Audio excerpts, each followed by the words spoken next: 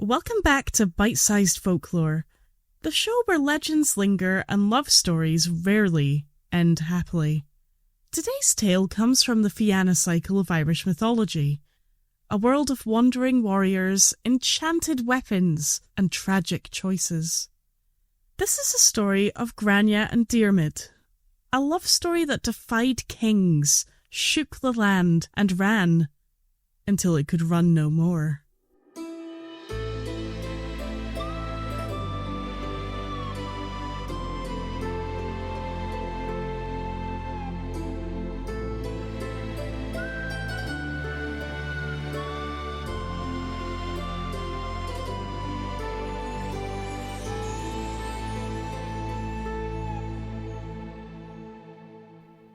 Let's begin at a feast. The great warrior Fionn McCool, leader of the Fianna, was growing old.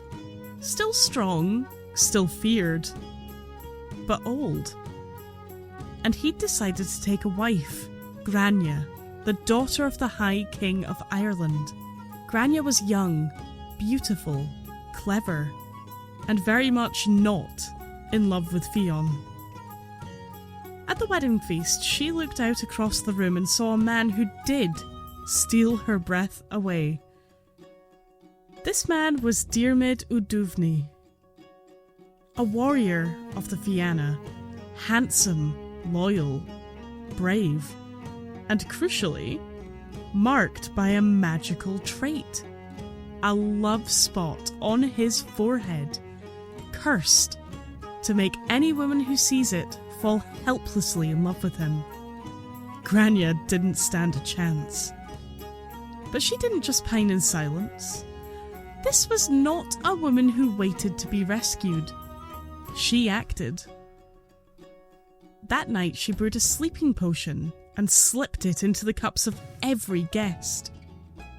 Every guest, except Diarmuid.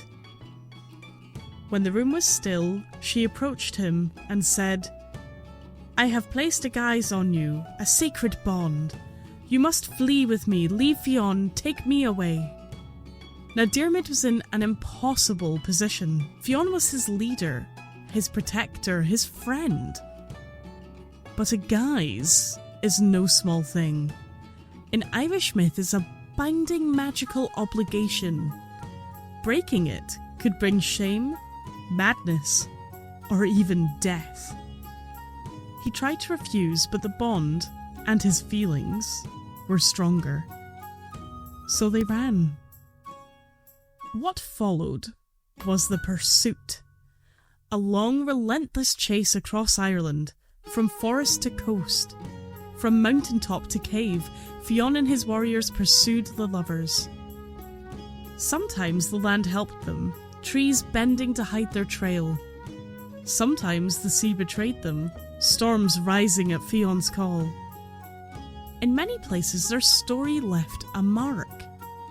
Even today there are caves and glens across Ireland said to be where Diarmuid and Grainne once slept, once hid, once loved. One night they found shelter in a forest. The sky was cold, the fire was out, and Grainne shivered. She asked Diarmuid to get her berries from the top of a tree. He climbed and fetched them. Then she said the ground was too hard, could he find her deer skins? He did. Then she asked if he would build her a softer bed, a warmer fire, another blanket. And he did all of it. Some say she was testing him. Others say she was trying to make him hate her. And some say she simply wanted to be seen. But no matter how far they ran, they could never outrun the past. Eventually Fionn gave up the chase. Or so it seemed. He called a truce. Years passed. Diarmuid and Grainne settled down, had children, found peace. But peace in these stories is never permanent. One day Fionn invited Diarmuid on a hunt. A simple gesture, old friends rekindled. They tracked a wild boar, a huge fanged beast. Diarmuid fought it alone, killed it, but it gored him badly in the process. He lay bleeding, dying. Fionn had the power to save him. He could have cupped water in his hands from a sacred spring. If he brought it to Diarmuid in time, the warrior would live. But 3 times Fionn let the water slip through his fingers.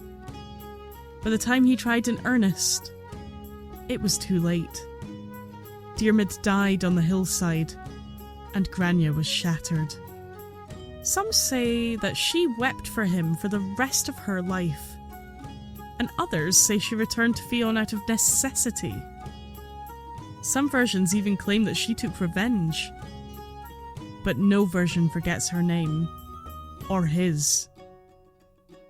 Their story, The Pursuit of Diarmuid and Grainne, is not a simple romance.